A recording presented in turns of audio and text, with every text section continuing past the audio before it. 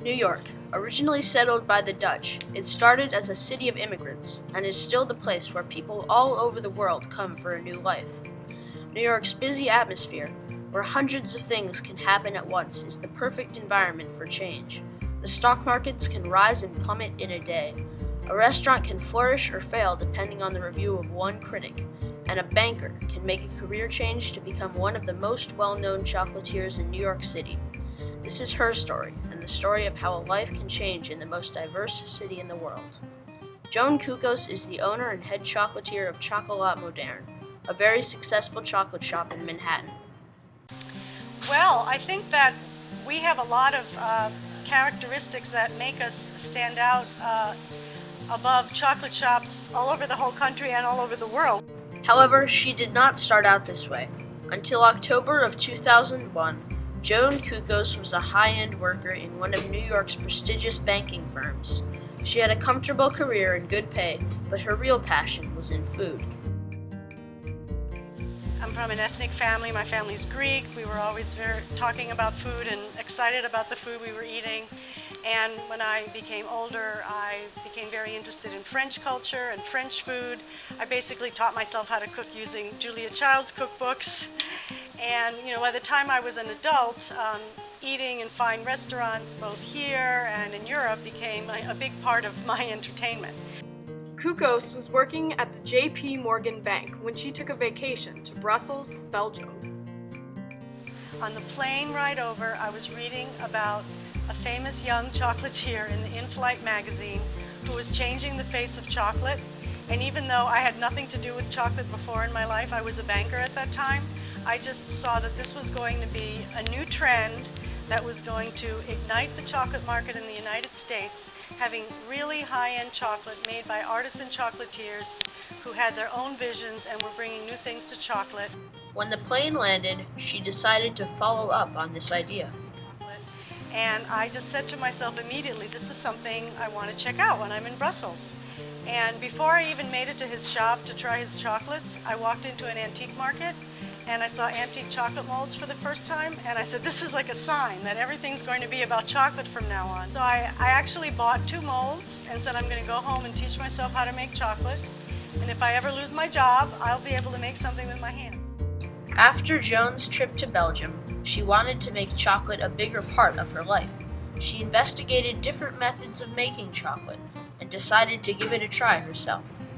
So I went home and I started teaching myself how to make chocolate, and I really knew a lot about food. I had a very good palate, and they were coming out really well from day one, and I would bring them into the J.P. Morgan private bank where I worked at the time and let all my colleagues taste them, and everybody said, wow, these are really great, you really should start a chocolate business.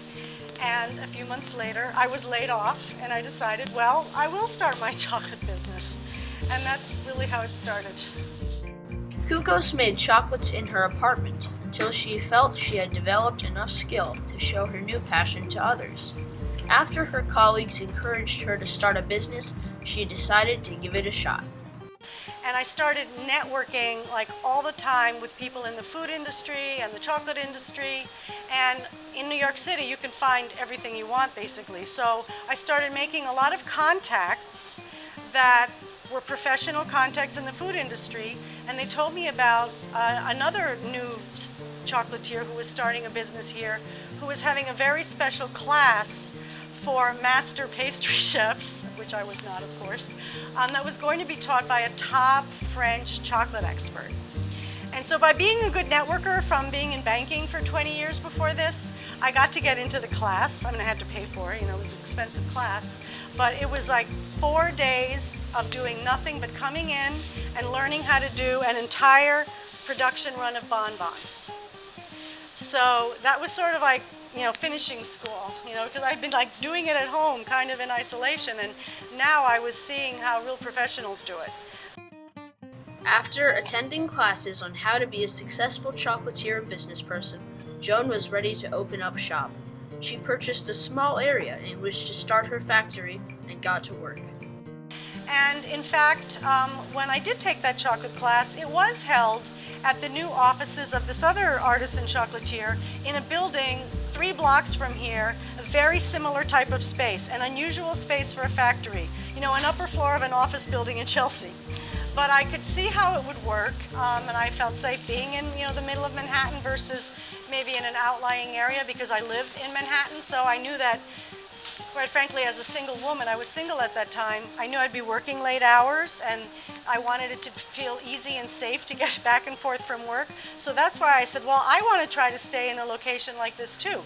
So I literally walked the streets to see if there were signs of like places for rent. Since opening up her business, Joan Coukos has become one of the most successful gourmet chocolatiers in the Manhattan area. Combining sweet and savory flavors that no one has thought of before is what defines her business, and is a reason that she is so critically acclaimed.